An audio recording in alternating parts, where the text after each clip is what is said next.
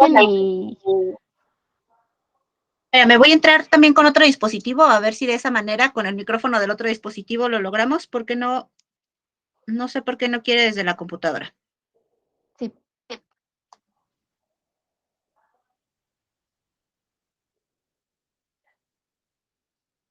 Sí, te digo, no te preocupes, sino, digo, es un ejemplo didáctico en el sentido de que creo que todas hemos visto Batman.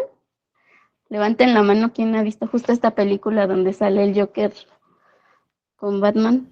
Muy buena película. Muy bien. Gracias, Armando.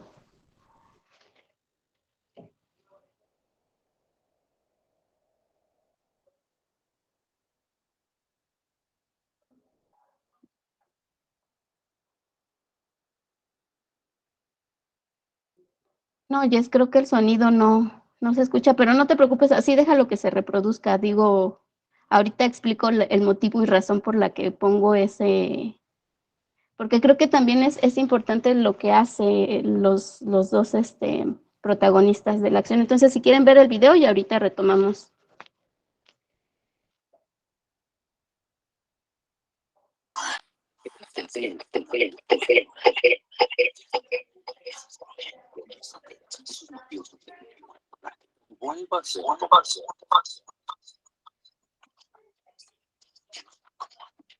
Ya se escucha, pero con eco, Jess. Porque lo puse en otro micrófono.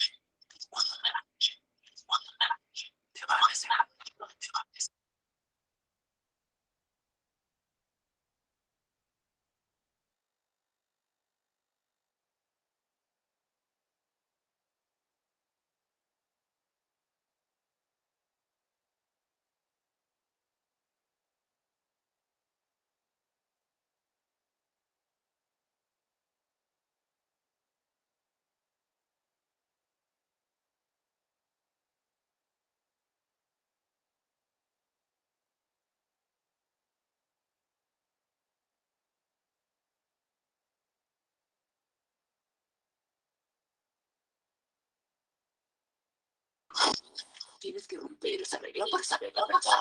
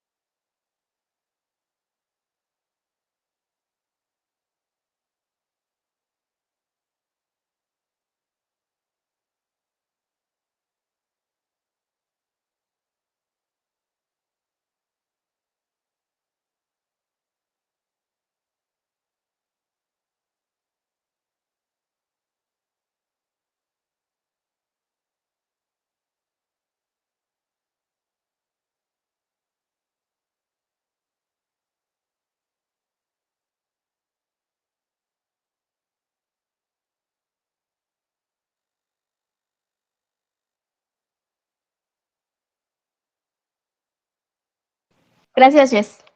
Ok. Compañeros, compañeras, Armando, que tú participaste y quien quiera participar.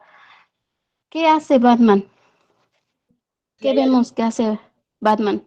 A través de infligirle lesiones y tortura en este caso al retenido, trató de obtener una declaración. Ok, muchas gracias, Armando. ¿Alguien más? Y quitándonos este conocimiento que ya tenemos, o sea, quitándonos como todo lo que ya sabemos. Si yo estoy en la sala de mi casa viendo la película así, de manera normal, ¿qué pensamos de esta acción de Batman? No es apropiada porque esto está sacando una declaración de manera arbitraria e ilegal, por tanto no debe ser tomada en cuenta dentro de una investigación. ¿Todos pensamos igual que Armando? Bueno, creo. No, está bien, Armando. Yo lo comparto porque justo yo creo que en el momento en que te quitas esta parte de el conocimiento, porque sabemos que eso no es una acción, digamos, legal, pero si nos quitamos esa idea, o sea, decimos y nos metemos como en la parte de fantasía, socialmente, fíjense cómo nos atraviesa, porque yo en su momento cuando vi esta escena dije, qué bueno porque el Guasón se lo merece, porque si no dice dónde tiene estas personas, van a morir. Pero a lo que quiero llegar con este ejemplo y se los pongo como primer video, bueno, como único video, es justo cómo nos va atravesando y cómo tenemos que entender la tortura como una cuestión también desde esta óptica social y cultural. Porque de verdad, o sea, cuando yo la veo sin ponerme como a racionalizar y sin pensar en esta cuestión de que sí es una conducta ilegal, yo en mi postura diría que bueno, porque si Batman no hubiera hecho eso, no hubiera rescatado a una persona. ¿A alguien más le pasó esto?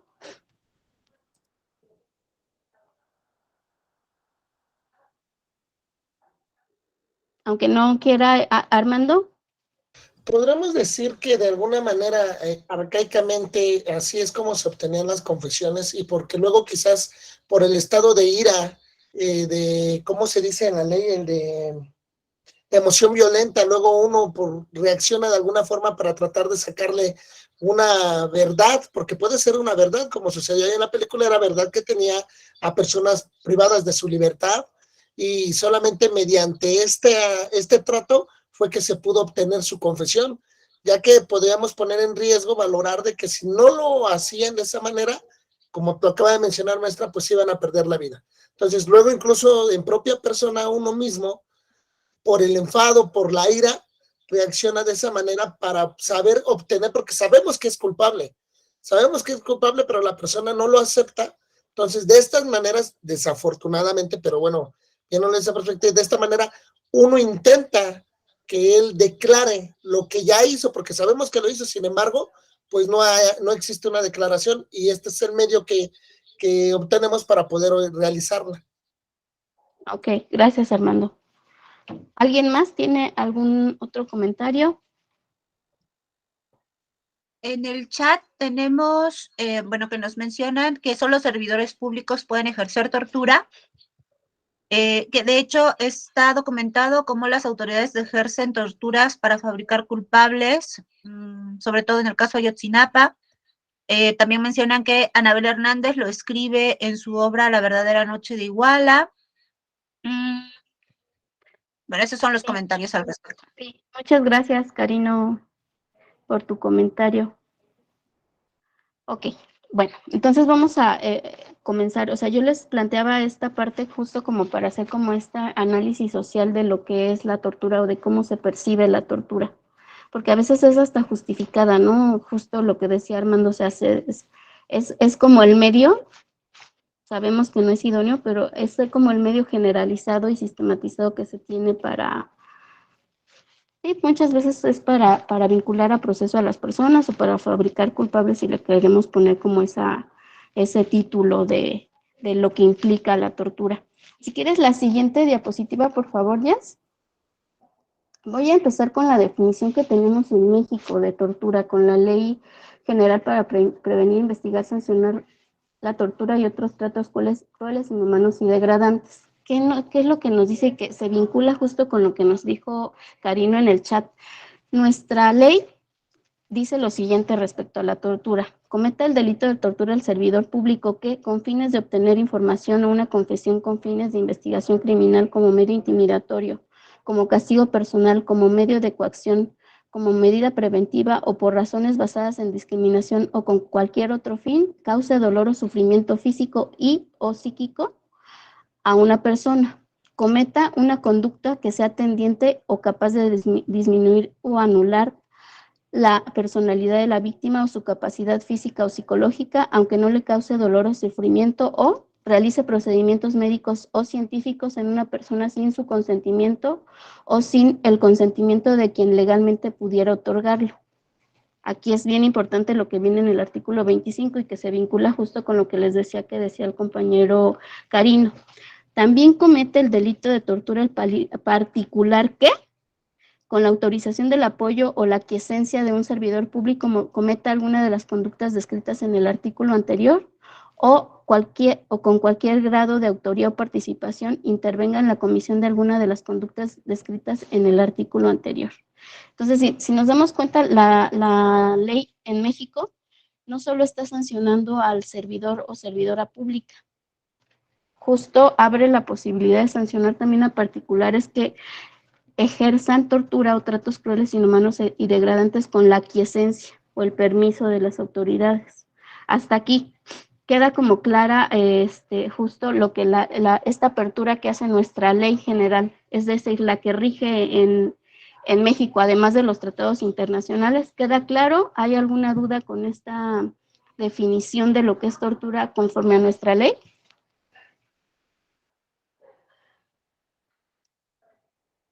No, creo que no. Muy bien. Ahora, yo les traigo justo, no sé de aquí quiénes sean servidores públicos, pero justo es bien importante que también entendamos como no solo la definición que da nuestra ley nacional o general, sino también la que ofrecen los tratados internacionales. Por la siguiente razón, hay una reforma que se dio en el año 2011 en materia de derechos humanos en todo nuestro país, que justo lo que hace es poner a la par de las leyes nacionales a los tratados internacionales de los que México sea parte. ¿Y esto por qué tiene vital importancia? Porque todo servidor y servidora pública, les digo que si los hay en esta ponencia, pues sí es importante que lo conozcamos, porque todo servidor y servidora pública está obligado justo a garantizar el que mayor dé protección a las personas. Es decir, si yo encuentro en una ley un artículo que protege más que, por ejemplo, lo que viene escrito en un tratado internacional, que aplicó la ley. Si por el contrario, yo identifico que hay un artículo en algún tratado internacional firmado y ratificado por México que da mayor protección a las personas, aplico este artículo de ese tratado internacional que estoy como utilizando. ¿Hasta aquí me siguen? Muy bien, gracias Armando. La siguiente diapositiva, por favor, Jess. Ok, ¿qué nos dice la convención? Lo que yo les decía, la convención contra la tortura y otros tratos crueles, inhumanos y degradantes es un instrumento internacional, es decir, no solo rige a México, sino rige a todo, pues sí, realmente a todo el mundo. Entonces, este artículo es mucho más antiguo, digamos, en temporalidad que nuestra ley. Fíjense lo que dice este artículo. El artículo primero dice que a los efectos de la presente convención se entenderá por el término tortura todo acto por el cual se inflige intencionalmente a una persona dolores o sufrimientos graves, ya sean físicos o mentales, con el fin de obtener de ella o de un tercero información o una confesión, de castigarla por un acto que haya cometido o se sospeche que ha cometido, o de intimidar o coaccionar a esta persona o a otras, o por cualquier razón basada en cualquier tipo de discriminación, cuando dichos dolores o sufrimientos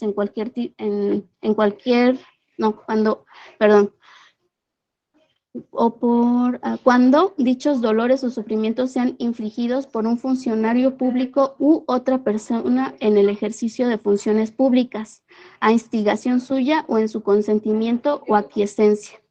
No se consideran torturas los dolores o sufrimientos que sean consecuencia únicamente de sanciones legítimas o sean inherentes o incidentales a estas. ¿Qué diferencia identifican o creen que hay entre esta definición que ofrece la Convención contra la Tortura, que es un instrumento internacional, y la ley que rige, la Ley General de Tortura en México? ¿Qué diferencia identificaron o creen que es como la misma definición? ¿No identifican como alguna diferencia?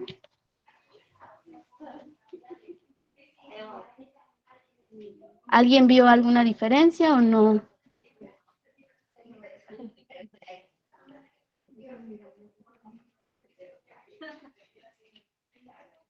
Ok, en el chat si quieren ponerlo.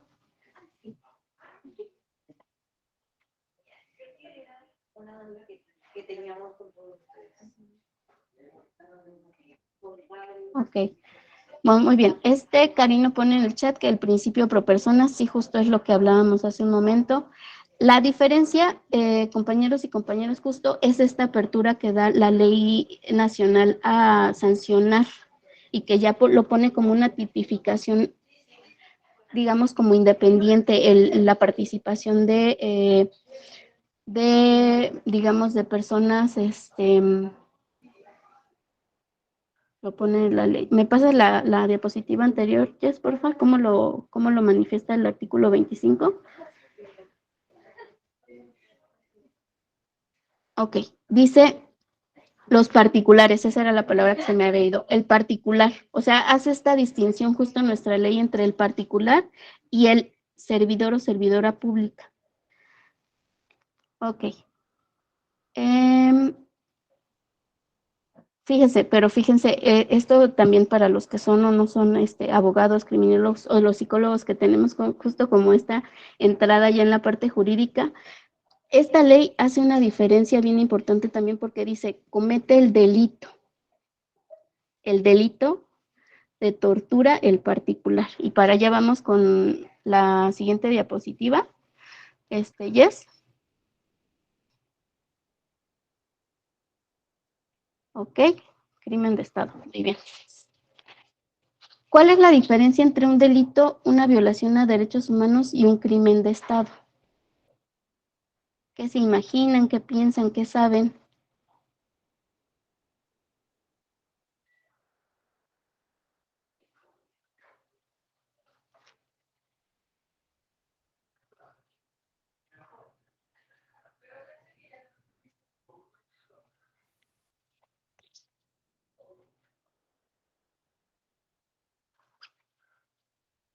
¿Alguien levantó la mano?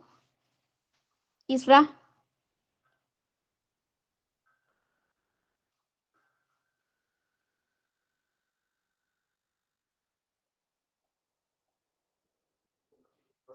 Israel, ¿tienes levantada tu mano? ¿Quieres comentar algo o...? Bueno, creo que no nos escucha. Ok, vamos a comenzar con esta parte de diferenciación y cómo todo tiene que ver con, o vamos a ir como dirigiéndolo a cómo lo puse en el título de tortura, camino hacia la impunidad. Si quieres la siguiente, por favor, Jess. Ok.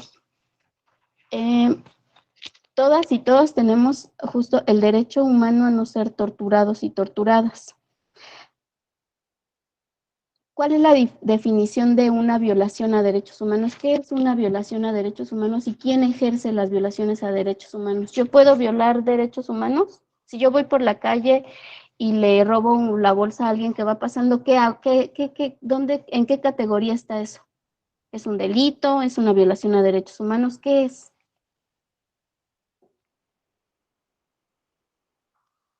Armando, ¿qué es?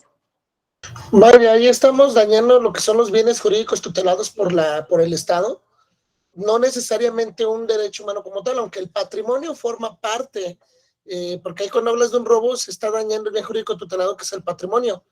Sin embargo, no sé, no podría yo coincidir ahí que como tal fuera un derecho humano.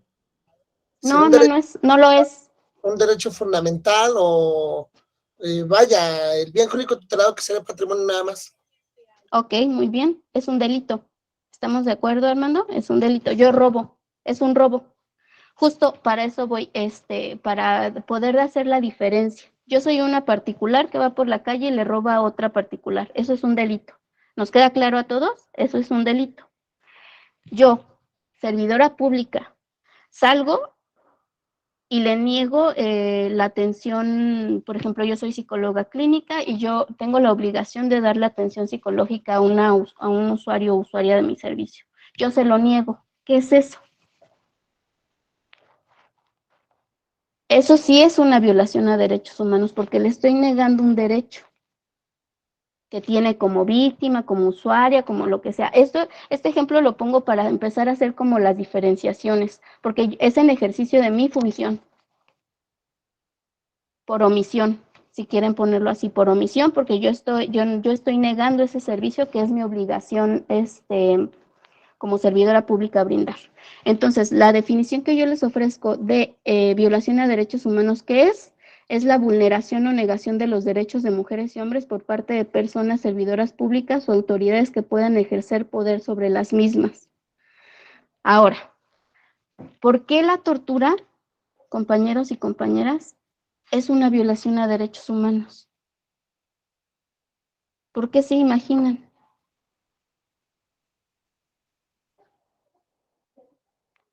Porque esta figura de la tortura es tan compleja, o sea, es una violación a derechos humanos, es un crimen de lesa humanidad, es un delito. Justo para entender un poquito por qué es una violación a derechos humanos, el artículo primero es así como fundamental y es de lo que yo les hablaba un poquito al inicio cuando les decía esta reforma de 2011 en materia de derechos humanos. Esta reforma plantea, entre muchísimas cosas, justo la modificación del artículo primero constitucional de la Constitución política de los Estados Unidos mexicanos, que dice, hay una parte, no está el artículo completo, pero esta es la parte que a mí me interesa que entiendan. Todas las autoridades en el ámbito de sus competencias tienen la obligación de promover, respetar, proteger y garantizar los derechos humanos de conformidad con los principios de universalidad, interdependencia, indivisibilidad y progresividad. Cuando un policía, mujer o hombre, tortura o ejerce tratos crueles, inhumanos y degradantes contra otra persona, no está respetando el derecho de todo ser humano a no ser torturado. Ahí está la vulneración. Ahí está la violación a derechos humanos. No está respetando. Tampoco está protegiendo y tampoco está garantizando. Ahí tenemos la violación a derechos humanos. ¿Hasta aquí queda como clara esta diferencia? Muy bien. Paso a la siguiente diapositiva si no tienen preguntas. Nada más déjenme revisar el chat. Ok, sí estoy de acuerdo, Israel. Ahorita vamos a ver por qué lo meto como delito o crimen de lesa humanidad o crimen de Estado. Ok. Delito de lesa humanidad. ¿Por qué? O sea, sí te doy toda la razón, Israel. Sí sí hay. ¿A qué se le define, por ejemplo, un delito de lesa humanidad? Con un ejemplo.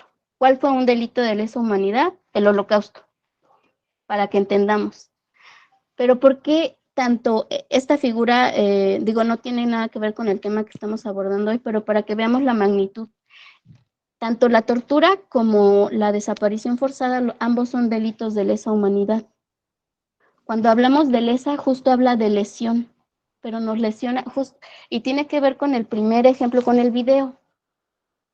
Nos lesiona como humanidad cuando yo voy por la calle y soy detenida y soy torturada y me hago, confieso un delito que no cometí, no solo me lesiona a mí, nos lesiona a todos. Y nos lesiona a todos porque todos entendemos, el mensaje social es que todos somos vulnerables y todos somos susceptibles a poder ser detenidos afuera y, como decía el compañero, tener un tehuacanazo y firmar o confesar algo que no hicimos. Así de grave es la tortura, esa es la magnitud del problema social que implica la tortura. Entonces, el delito de lesa humanidad está definido como el ataque generalizado sistemático contra la población civil o contra una parte de ella. Ahora dirán, pues sí, las personas no torturadas en números no van a superar un holocausto, no, definitivamente no.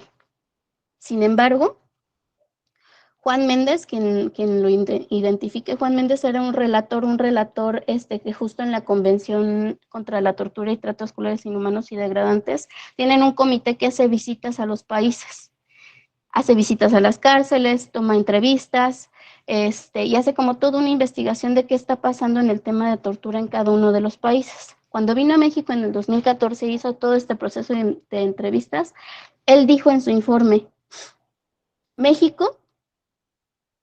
en México la tortura es generalizada y sistematizada. Y dice, ocurre especialmente desde la detención y hasta la puesta a disposición de la justicia y con fines de castigo e investigación. El relator especial identificó varias causas de la debilidad de las salvaguardias de prevención y recomienda medidas para atenderlas. Ahora, Juan Méndez cuando viene, no, les digo, hace todo un proceso de investigación y no es nada más así como, a mí se me ocurre decir que es sistematizada y generalizada, pero estas dos cosas, sistematizada y generalizada, tenemos que darnos cuenta de lo grave que es. Cuando él dice sistematizada, significa que había como todo un aparato del Estado en el que había pasos para torturar. Primero era el paso 1, luego era el paso 2, luego era el paso 3, luego era el paso 4. A eso se refiere con sistematizada. Había todo un sistema para ejercer tortura contra las personas. Generalizada. En la mayoría de los casos se ejercía tortura. ¿Y eso dónde nos pone como Estado? Esta conferencia, yo quisiera justo esto, como hacer ese impacto social de entender qué implica. Yo les decía, es un delito de lesa humanidad porque no solo afecta a la persona que es torturada, nos atraviesa totalmente a todos y a todas, porque de verdad era así, o sea, no pareciera chiste, pareciera cuento de terror, pero de verdad te veo en la calle, cualquier persona, la levanto, la hago que firme y ya tengo a mi culpable. Así de grave era el asunto y así de grave lo documentó Juan Méndez en su informe de 2014. Y perdón, pero las cosas no han cambiado mucho. A casi 8 años, las personas que son detenidas, quienes tenemos oportunidad de poder aplicarles entrevistas psicológicas o médicas, conforme al protocolo de Estambul o la guía, pues vemos que las historias siguen siendo las mismas. O son personas que llevan 7 años cumpliendo penas por delitos que no fueron investigados de manera adecuada. Entonces, hasta aquí queda claro por qué es un delito de lesa humanidad y por qué justo se enmarca en esta parte de sistematicidad y generalización. Muchas gracias. La siguiente, Jess, por favor. Ok, crimen de Estado. ¿Por qué es un crimen de Estado? Dice aquí, los crímenes de Estado internacionales son actos delictivos cometidos por los gobernantes al margen de su jurisdicción geográfica de soberanía estatal, en actos que violan el derecho internacional o los derechos humanos. Efectivamente, en México aún no se, hasta donde yo sé, no se ha llevado un caso ante la Corte Penal Internacional por casos de tortura, porque no hay no se ha como logrado que se vincule al Estado por este tipo de acciones, pero sí está contemplado para ser juzgado por otros estados. Por eso lo pongo como un crimen de Estado.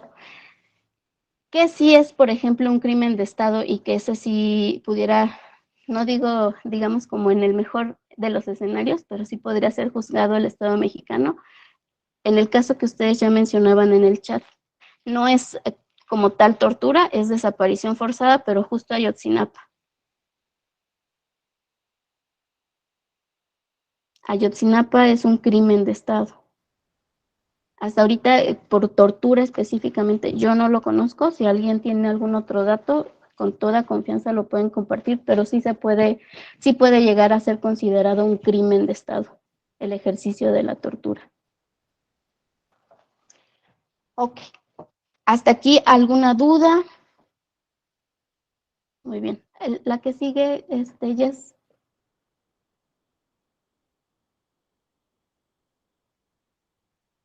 Muy bien. Ahora, les voy a platicar un poco justo desde la experiencia que yo les pudiera compartir, los conocimientos que yo les puedo transmitir respecto al protocolo de Estambul. ¿Qué es el protocolo de Estambul? ¿Tienen una idea? ¿Han escuchado? ¿Alguien ya lo aplica? ¿Alguien ya lo utiliza? ¿No? Armando. Armando, ¿tú eres abogado? Sí, así es. Gracias. ¿Nadie? ¿Compañeros? Ok. Bueno, voy a hacer de cuenta que nadie sabemos qué es el protocolo de Estambul. El protocolo de Estambul. Todo el mundo dice, aplican el protocolo de Estambul. Pero el protocolo de Estambul es una guía. No es algo así como que tengamos una cajita que diga protocolo de Estambul. Ahí está. El protocolo de Estambul es una guía, pero es una guía no solo para la materia de psicología y medicina, es una guía también para los abogados y abogadas. Es una guía que justo traza cómo se documenta un caso de probable tortura o tratos crueles, inhumanos y degradantes desde el ejercicio profesional del abogado, abogada, psicólogo, psicóloga, médico, personal médico, ya sea medicina o enfermería. Es una guía que va trazando y nos va indicando cuáles son las pautas. No es vinculante, eso se refiere a que no es, no es de carácter obligatorio, sin embargo hay un reconocimiento internacional, lo han hecho varios expertos, o sea, hasta llegar al protocolo, el protocolo de Estambul se ha hecho por expertos que han investigado y que han documentado ya casos de tortura y tratos crueles, inhumanos y degradantes a nivel mundial. Entonces, ahí es donde radica el valor del protocolo de Estambul, que son opiniones de expertos que han documentado, que han investigado y que conocen del tema de tortura, y son recomendaciones que vienen establecidas, pues sí, justo en el derecho internacional. Sin embargo, justo dice, en el derecho internacional obliga a los gobiernos a investigar y documentar casos de tortura y otros tratos crueles, inhumanos, y castigar a los responsables de manera integral, eficaz, rápida e imparcial. Es una herramienta, como dice aquí en la diapositiva, es una herramienta para poder llegar a hacerlo. Me decían, nadie ha aplicado una evaluación médico-psicológica conforme a los lineamientos del protocolo de Estambul. Ok. Para los que no, digo, ahorita ya prácticamente en este mes, que ya culminó, principios del siguiente se va a publicar la actualización del protocolo de Estambul. Ya hay una que está circulando como una traducción que se hizo en México. Yo creo que se la paso a Jess si tienen algún chat para compartir, para que la vayan leyendo, pero realmente lo que recomiendo es que nos esperemos a ya la traducción que va a publicar los organismos internacionales para que tengamos la traducción justo de ellos. Sin embargo, pues ahí está para que lo chequen. Es una herramienta que de verdad, si van a comenzar a documentar casos de probable tortura o tratos crueles, inhumanos y degradantes, es necesaria y obligatoria que conozcamos qué dice el protocolo de Estambul, que identifiquemos. No solo lo que respecta, por ejemplo, a nuestra materia, creo que es de vital importancia saber qué dicen las otras materias, sobre todo porque el dictamen médico-psicológico no se hace por separado. La obligación sería hacerlo como en conjunto. No siempre se hace así, pero es justo una de las partes o de las recomendaciones que hace la misma guía del protocolo de Estambul. Armando. Gracias. Bueno, lo que yo quería comentar, igual hay como dice tu diapositiva, maestra, de que no es vinculante. Principalmente este tipo de situaciones de tortura son las que se van a dar a un estudio en escrutinio estricto, ante la Convención Interamericana o la Corte Interamericana de Derechos Humanos, que es donde se debate principalmente acerca de los casos de tortura que se han llegado a dar, ya sea a nivel nacional o internacional, porque ahí del carácter no vinculante puede llegar a ser ante la Corte con el apoyo del Protocolo de Estambul como vinculante, ya sea una sanción para el Estado y también para el particular. Gracias. Sí, muchas gracias, Armando. No vinculante se refiere a, en esta parte, como yo lo entiendo, es a que no es obligatorio, o sea, no hay una obligatoriedad de aplicar la guía. Sin embargo, justo cada una de las leyes a nivel nacional, como lo contempla, sí está dentro de las obligaciones de todas y todos los expertos o expertas que realicen estas evaluaciones conforme al protocolo. Es una obligación porque viene ya como en las leyes internas. Sin embargo, no, digamos, en un tratado internacional no hace esa como obligatoriedad. Nada más a esa era como la diferencia. Gracias, Armando. ¿Alguien más tiene alguna duda hasta aquí?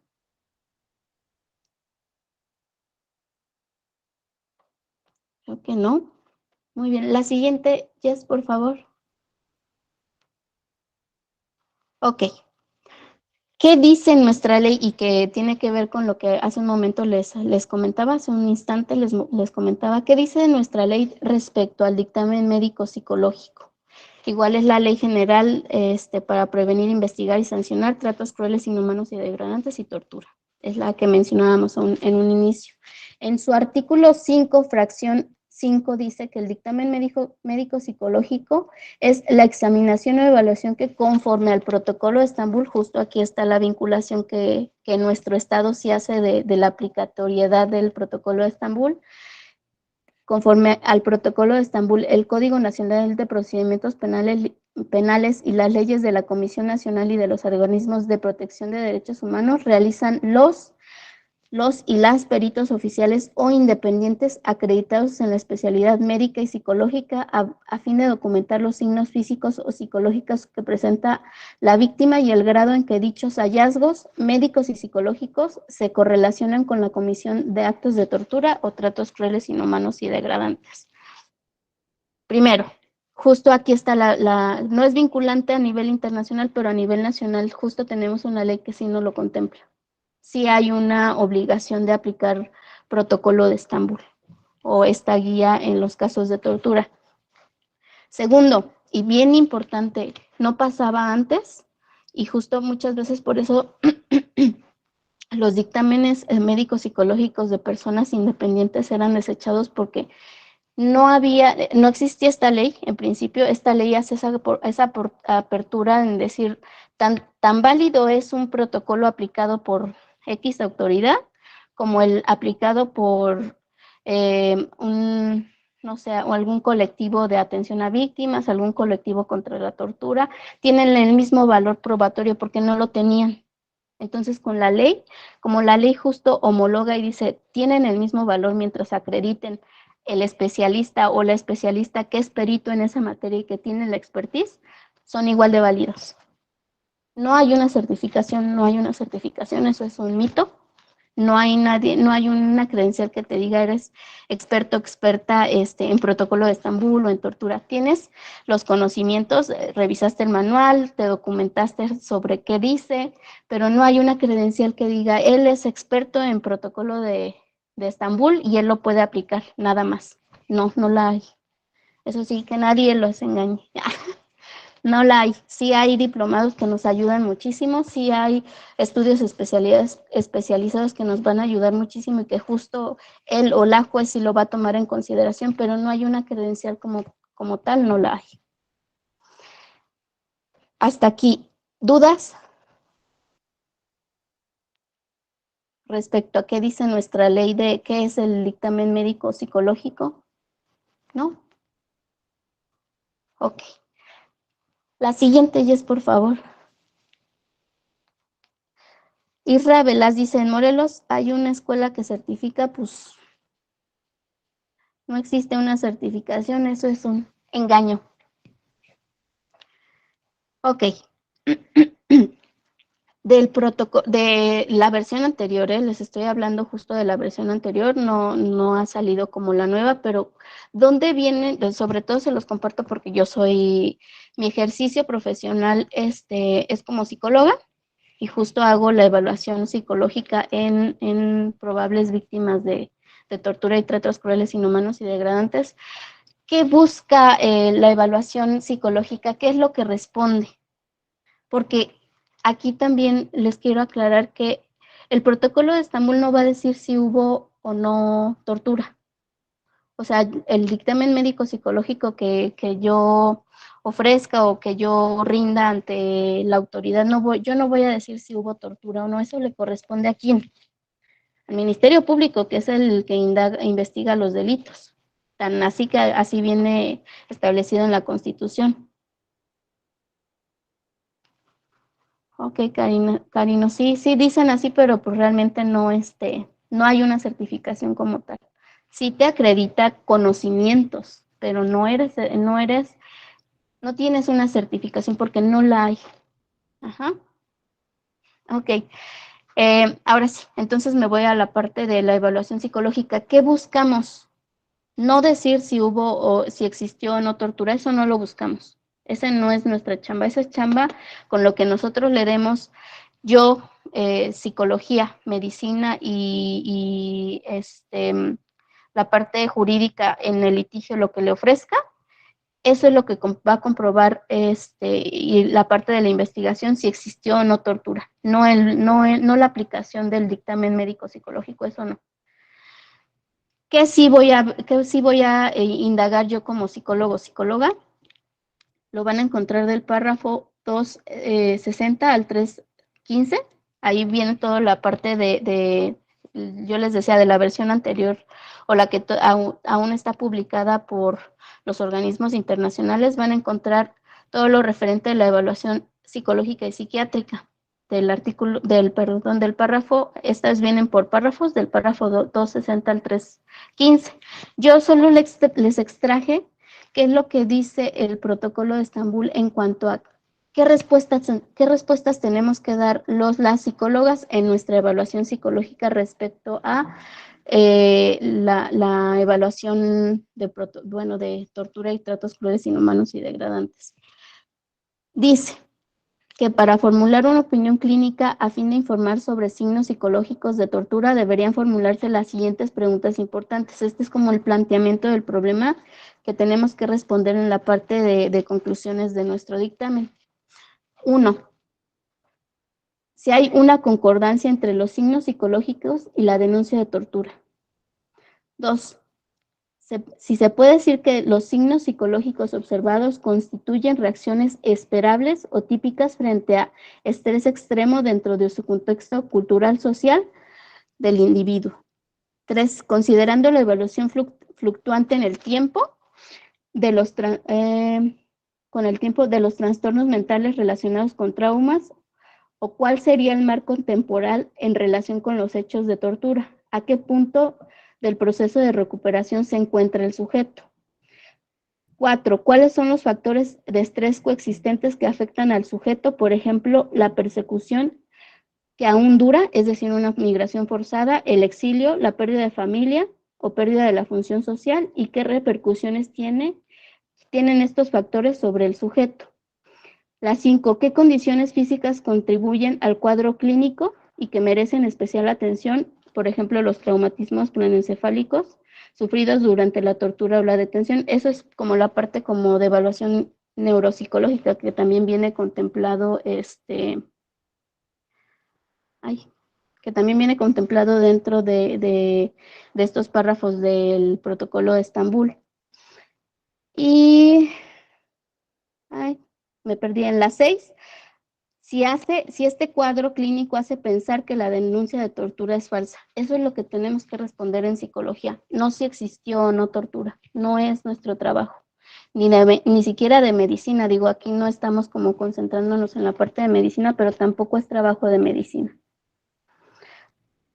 Hasta aquí, ¿tienen alguna duda? Sería la parte como final con la que yo terminaría la ponencia. Lo demás sí quisiera como tratar como un poquito de abrirles el espacio a ustedes, qué opiniones tienen, qué les deja esto. Realmente yo lo decía en un inicio, quisiera que fuera como un poquito más fluido hacer este vaivén de conocimientos, si tienen dudas, si tienen opiniones diferentes, si se han capacitado, han recibido una capacitación distinta a este tema.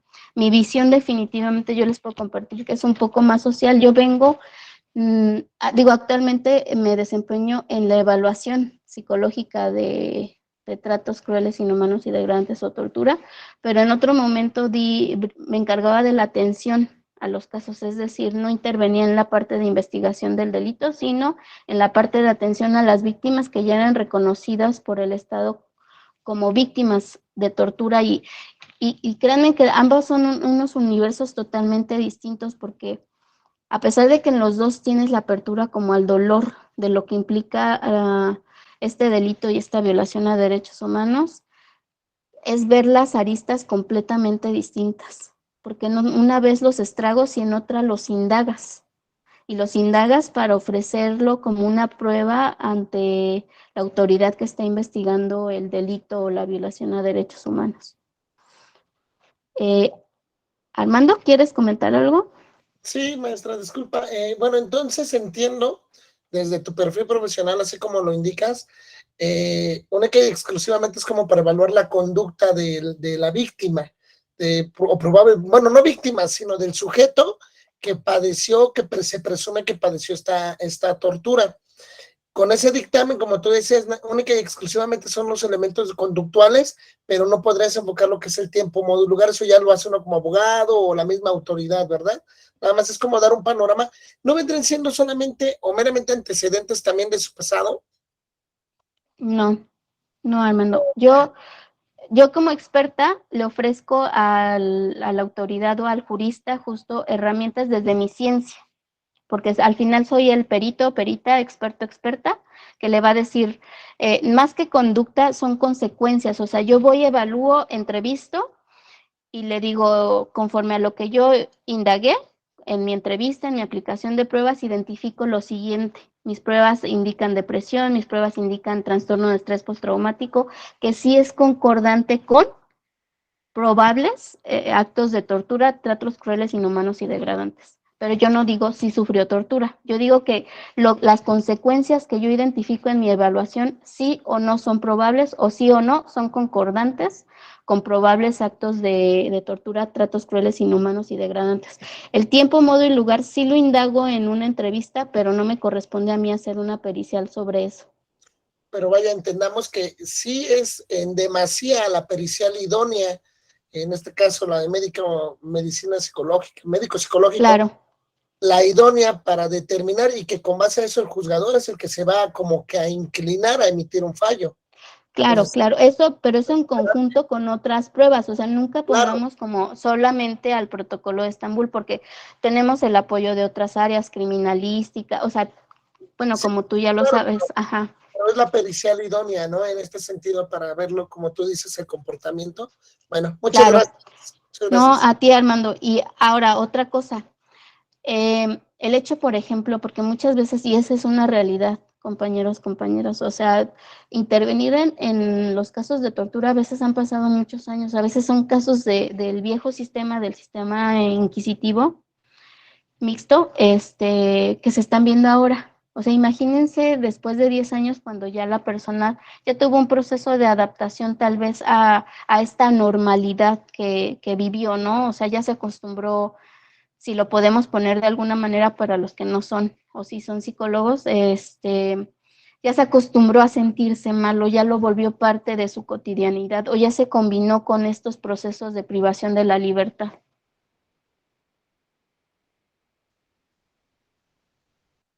Entonces, pues eso es lo que yo les quería compartir el día de hoy. De verdad, son casos complicados, son casos que sí tenemos que entender la tortura desde lo social. O sea, yo les ponía este video al inicio porque de verdad, lejos de que sea una buena película y que me encante Batman, es como esta parte de no entenderlo, ¿no? O sea, de que al final te jala lo social y que dices, qué bueno que Batman le hizo eso al Guasón.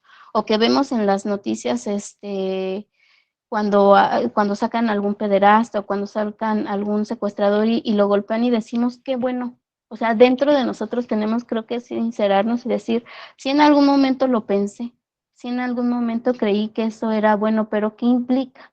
Y ustedes hablaban del caso Ayotzinapa, que es súper interesante en este caso de tortura y que justo parte del título que le puse a esta ponencia tiene que ver con el caso Ayotzinapa, porque es bien interesante lo que pasa y las víctimas ahí no están conformes. Y creo que eso es lo más importante, o sea, cuando se persigue un delito, cuando se investiga un delito, es pensar en las víctimas. Y en el caso de Ayotzinapa, las víctimas no estaban contentas con el resultado, o sea, imagínense, o sea, a mí me desaparecen a mi familiar, me presentan a alguien que se supone que es el responsable de haber desaparecido a mis familiares y después resulta que no era el responsable, que lo torturaron. Así el nivel de justicia, y las víctimas no quieren ese tipo de justicia. Quieren una justicia real y quieren una verdad. Verdades fabricadas no. Entonces, por eso la tortura no es hacer justicia. La tortura es encubrir verdades. Y voy a leer el chat a ver qué, porque estoy viendo muchos comentarios. Dice...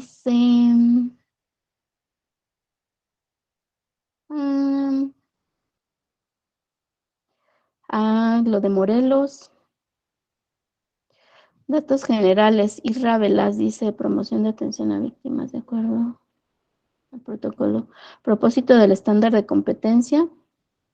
Sí existen estándares de competencia, pero pues tampoco es una certificación IRRA. Muchas gracias por la información del estándar de competencias. También hay uno en grafología del CEP Conocer. Muchas gracias, Karino. Entonces, en los casos en los que los presuntos obtienen su libertad por supuesta tortura, ¿se ha seguido todo este proceso? No te puedo, Juan Bernardo Mo Cauich, no te puedo decir si en todos los casos, o sea, hay muchas cuestiones por las que una persona privada de su libertad puede conseguir su libertad. Si él denunció tortura y si se le practicó un dictamen médico psicológico y se dictaminó que sí existía esta concordancia entre los hallazgos encontrados y la denuncia de tortura o los presuntos hechos de tortura, sí. No siempre, o sea, esa creo que también es un mito que también tenemos que quitarnos de la cabeza, o sea, el hecho de que una persona denuncie tortura no implica que no haya cometido el delito, no se dice eso, se dice que la autoridad no actuó no respetó la legalidad de la detención y por eso desgraciadamente se les vienen los casos abajo, pero no, eso no significa que a las personas se les ponga la etiqueta de inocente o no. Sin embargo, pues sí, es una realidad que ¿quién está privado de su libertad? Pues muchas veces las personas vulnerables, las personas que no fueron capaces o no tuvieron acceso a una defensa adecuada. Dice Martín Prieto, existe un caso que se fue hasta la Suprema Corte de Justicia de la Nación, donde el fallo fue libertad para la persona que sufrió tortura para la confesión. No sé qué caso sea, Martín. Hay uno del señor Martín Alfonso del Campo Dot, no sé si ese es el que dices, tiene muchos años. Y si la Suprema Corte fue quien le concedió su libertad inmediata. Si tienen la oportunidad de leer ese caso, es muy importante porque es de México. Fue el primer caso que llegó a la Corte Interamericana de Derechos Humanos, el del señor Alfonso Martín del Campo Dot. Y digo, es muy importante para México porque justo ahí la Corte Interamericana le dice a México, no puedo emitir una recomendación porque no tienes una ratificación a la Convención contra la Tortura, entonces por eso no pudo emitir una sentencia contra México por el caso del señor Alfonso. Sin embargo, justo ese caso dio como la apertura de decir, a ver, México, ¿qué estás haciendo en tortura? actualízate, dime, qué está pasando en tu país. Ok, Martín, fue el caso de Villas de Salvarcar en Ciudad Juárez, no lo ubico, pero gracias, creo que me queda de tarea para investigarlo, para leerlo. Entonces, ¿se puede falsear la tortura? Pues yo creo que más que falsear, o sea, porque entonces regresaríamos a ponerle una etiqueta a las probables víctimas de tortura, de el estigma y la etiqueta de está mintiendo para poder conseguir su libertad, y no siempre es así. Yo tampoco puedo decir que no, que sí en todos los casos, ni no en todos los casos, pero sí puede ser una herramienta, pues sí puede ser una herramienta. Pero justo pues el hecho de poder hacer o poder tener esa oportunidad de evaluar de manera como bien directa cada una de las probables víctimas de tortura, pues te da como esa pauta para entender si es concordante o no lo que él te está narrando con los probables hechos. Dice Armando, no se pudo emitir por la cuestión de las fechas, que aún no ratificaba México. Sí. Si hablas el del caso que yo digo del señor Armando, efectivamente no. México no tenía ratificado la convención en México. Les pongo el nombre de el señor del caso, Martín del Campo Tot, por si alguien lo quiere checar.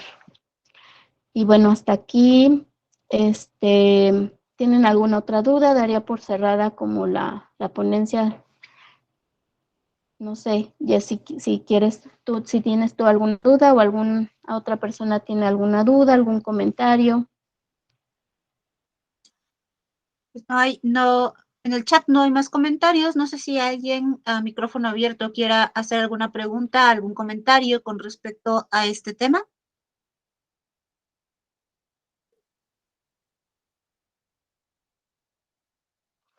Muy bien, pues si no hay más preguntas y más comentarios, a mí me parece que este es un tema muy importante y trascendente porque nos lleva a ver situaciones y a considerar situaciones de tipo social, comunitario, cultural, que en muchas ocasiones las utilizamos y las decimos pues muchas veces sin pensar, un poquito retomando el ejercicio que la maestra Jenny les compartí al principio con el video, ¿no? En donde perdemos de vista en muchas ocasiones por prejuicios, por cuestiones culturales, por costumbres, por tradiciones, el centro de análisis de lo que es el contenido de el término de tortura y todo el comportamiento que indica, y que me parece muy, muy importante, como lo dicen en el chat, un tema sumamente actual y muy importante también en este momento por la actualización que está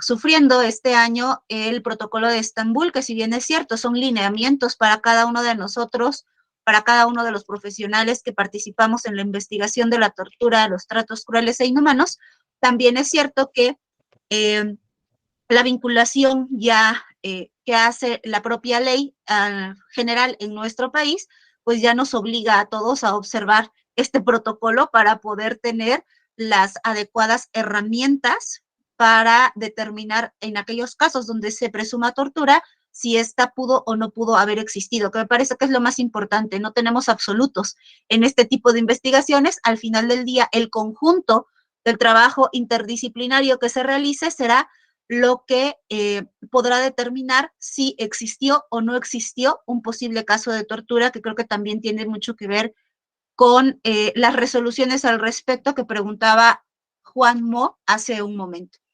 Entonces, Jenny, pues yo nada más me resta agradecerte y agradecerles a todos su presencia en esta jornada que tuvimos de 3 días con diferentes actividades y pues agradecerte por medio de este reconocimiento que te otorga el Centro Interdisciplinario de Estudios en Derecho y Psicología de Oaxaca, SC, a la maestra Jenly Santiago García por su participación como conferencista en el primer Congreso Interdisciplinario en Derecho Penal, Psicología y Ciencias Forenses con la conferencia magistral Camino a la Impunidad, Tortura. Oaxaca de Juárez, Oaxaca, a 30 de septiembre de 2022, y firma una servidora, maestra Claudia Jessica Cervantes Cruz, directora de este centro. Maestra, muchas gracias, y muchas gracias. Muchísimas gracias. A mí no me queda más que agradecerles a todos los presentes el haber estado con nosotros durante estos 3 días, desde el miércoles que estamos trabajando con diferentes ponencias, con diferentes talleres, hasta el cierre de esta tarde con la maestra Yenli, y comentarles que en un periodo no mayor a 2 semanas estarán recibiendo sus constancias de manera electrónica en los correos que nos proporcionaron. Si alguno de ustedes en ese tiempo no recibiera las constancias correspondientes, por favor, contáctenos por medio de nuestro correo electrónico, redes sociales o número de WhatsApp. También invitarlos a que nos sigan en nuestras redes sociales. Nos encuentran como CIETPO en Instagram y en Facebook, y ahí podrán encontrar todas las actividades que nosotros realizamos, tanto en términos de asesoría jurídica y pericial, en materias como lo es psicología, criminología y criminalística, y también con referencia a nuestra aportación académica, en donde nosotros realizamos diferentes diplomados, cursos, talleres, especializaciones que pueden a ustedes darles mucha ayuda. En este sentido, nosotros estamos trabajando precisamente en formar a abogados, psicólogos y profesionales de las ciencias forenses, precisamente para poder realizar un trabajo interdisciplinario y poder generar una mejor impartición de justicia en nuestro país. Les agradecemos mucho a todos ustedes su presencia y que tengan una excelente noche. Gracias, hasta luego, Jess. Hasta luego, muy buenas noches a todos.